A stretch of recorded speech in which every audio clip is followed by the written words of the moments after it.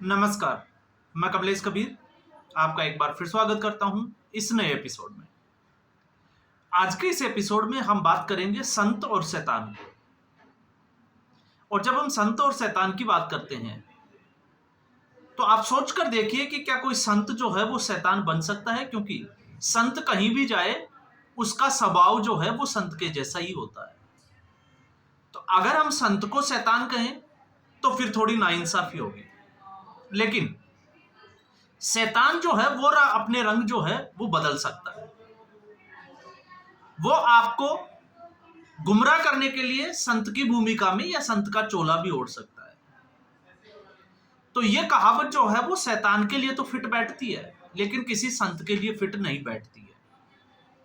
और ऐसा कहा है अधीर रंजन चौधरी ने पश्चिमी बंगाल की मुख्यमंत्री ममता बनर्जी के लिए। अब अचानक से आपने देखा होगा, जब से एसआईआर का मुद्दा उठा है,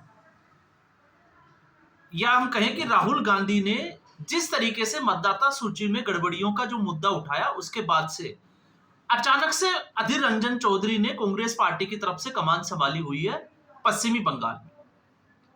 और यही अधीर रंजन चौधरी इससे पहले लोकसभा चुनाव में बहरामपुर सीट से जो है वो अपना चुनाव भी हार गए थे। उस वक्त भी ममता बनर्जी के ऊपर बड़े और गंभीर आरोप लगाए थे, लेकिन इस बार उन्होंने फिर जो है वो बड़ा हमला बोला है। तो एक चीज जो साफ तौर से हमें दिखाई देती है वो ये है कि कांग्रेस पार्टी और राहुल गांधी के दिमाग में इस वक्त कुछ ना कुछ चल रहा है गठबंधन को लेकर। और इस गठबंधन में सब कुछ ठीक भी नहीं चल रहा है, क्योंकि अरविंद केजरीवाल तो आउट हो चुके हैं और अब जो है वो जल्द ही ये लगता है कि शायद ममता बनर्जी इस गठबंधन से आउट होने वाली है। चुनाव दर चुनाव ये गठबंधन अब टूटता चला जाएगा, इसकी पूरी संभावना है। और मैं क्यों कह रहा हूं, जिस तरीके से बिहार में वोटर अधिकार यात्रा हुई, उस वोटर अधिकार यात्रा के जब हम समापन पे जाते हैं तो जब हम ये ढूंढते हैं कि आखिर बिहार में कांग्रेस और आरजेडी को क्या मिला, तो हम इस निष्कर्ष पे पहुंचते हैं कि कांग्रेस पार्टी ने अपनी बार्गेनिंग पावर जो है वो बढ़ा ली है राहुल गांधी के नेतृत्व में, और कहीं ना कहीं तेजस्वी यादव को थोड़ा कमजोर कर दिया। और रही सही कसर जो थी वो पूरी कर दी, जिस तरीके से नरेंद्र मोदी की मां को गाली दी गई। अब आप जो है वो इसमें ये कह सकते हो कि ये कैसा जो है वो आकलन है, ये तो बायस भी हो सकता है, लेकिन आप एक मिनट के लिए सोचकर देखिए, तेजस्वी यादव वर्सेस नीतीश कुमार, मुकाबला यही था। नीतीश कुमार इससे पहले जो है वो बिहार के कुछ मुद्दे उठा रहे थे, लेकिन अचानक से तेजस्वी यादव जो है वो बिल्कुल साइलेंट हो गए और मुकाबले को राहुल गांधी बनाम नरेंद्र मोदी करने का पूरा प्रयास किया गया। क्यों किया गया? राहुल गांधी की छवि को बनाने के लिए, एक बार फिर जो है वो राहुल गांधी को रिलॉन्च करने के लिए। और आप देखिएगा इसका असर जो है वो सीट शेयरिंग पर, जब दोनों पार्टियों की मीटिंग होगी तो उसमें इसका असर भी दिखाई देगा। अब हम आते हैं पश्चिमी बंगाल। तो बिहार का सीमावर्ती राज्य, पड़ोसी राज्य है, और बिहार के बाद चुनाव होने वाले हैं पश्चिमी बंगाल में।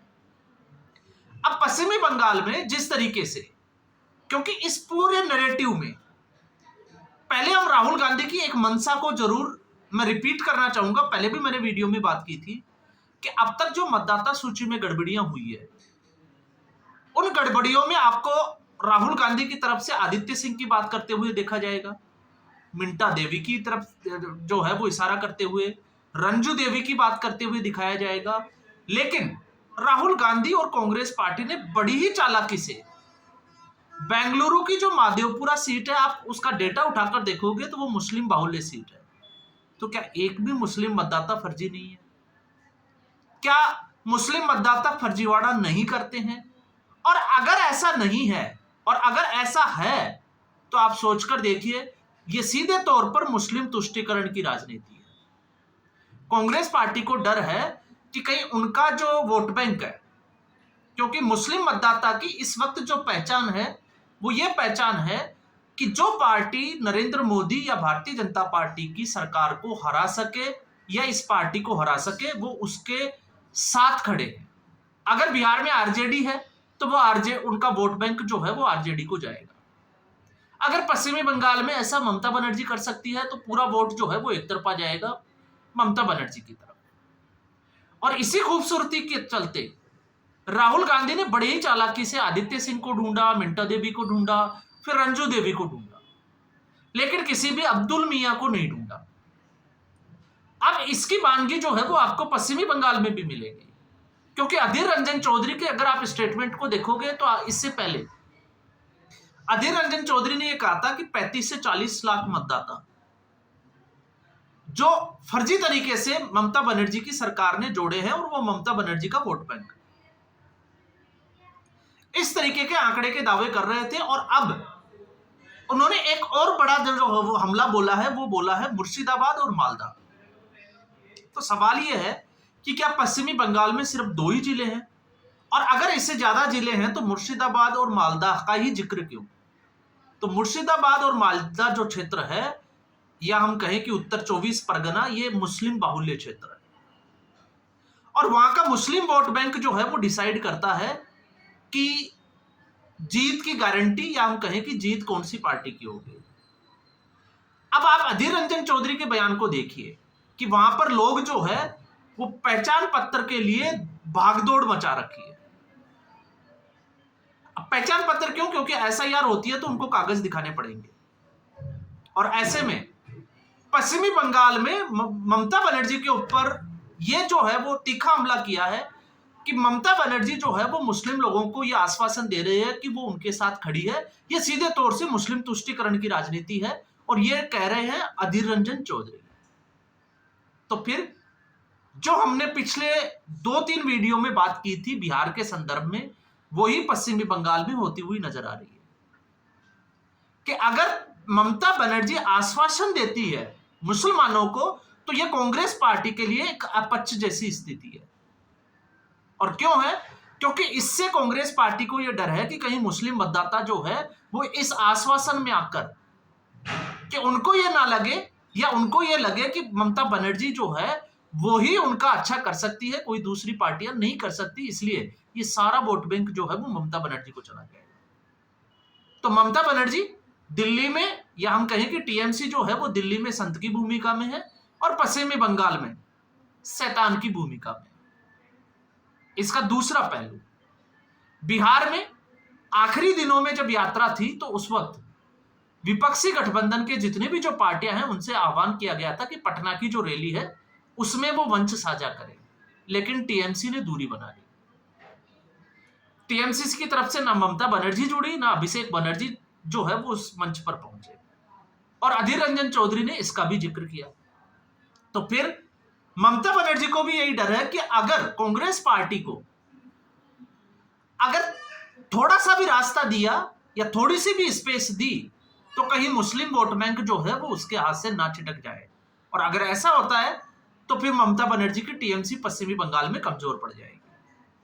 तो इस गठबंधन को आप देखोगे तो जब से यह गठबंधन बना है, नैतिक रूप से अगर हम देखें तो यह ना तो कोई विचारधारा है, यह सिर्फ और सिर्फ जो है वो एक नरेंद्र मोदी का जो डर था लोकसभा चुनाव को लेकर, उस डर के मारे ये सब लोग जो है वो एक जगह इकट्ठा हुए थे।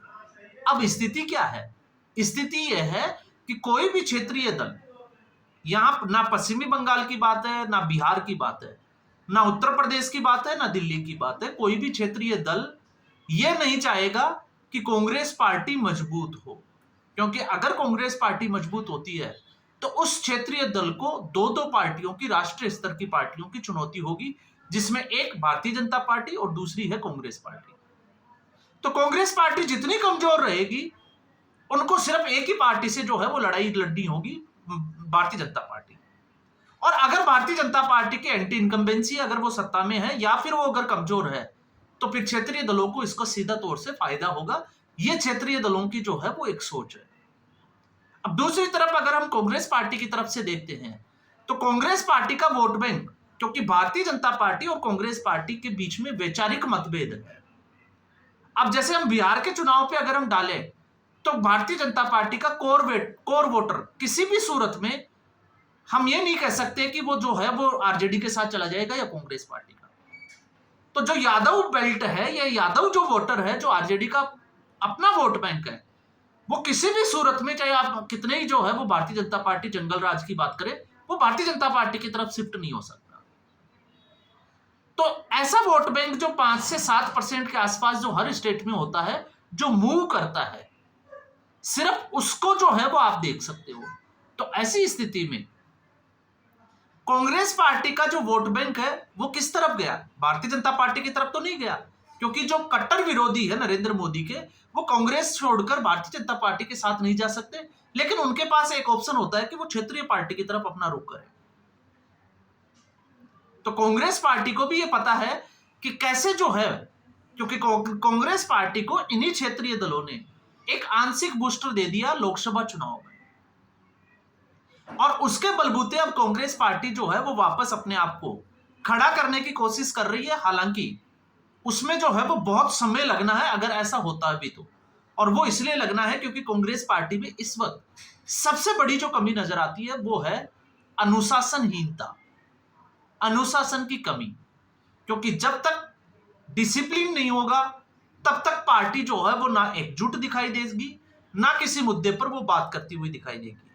और यही एक जो है वो कमी है कांग्रेस पार्टी की इस वक्त, कि कोई अच्छा नेता उनके साथ खड़ा नहीं है। वो कांग्रेस पार्टी छोड़ने के लिए या तो मजबूर कर दिया जाता है या वो खुद ही जो है वो कांग्रेस पार्टी छोड़ दिया जाता है। और दूसरा, जब डिसिप्लिन की हम बात करते हैं तो कांग्रेस पार्टी के नेता कुछ इस तरीके के बयान देते हैं जिसका फायदा विरोधी पार्टियों को होता है। तो यह भी कांग्रेस पार्टी की कमजोरी रही है। लेकिन अब कांग्रेस पार्टी खुलकर जिस तरीके से ममता बनर्जी के सामने है, उससे यही लग रहा है कि आने वाले समय में बिहार का चुनाव बहुत जल्द जो है वो इसकी घोषणा होने वाली है। शायद 15 से 20 तारीख तक इसकी घोषणा हो जाए।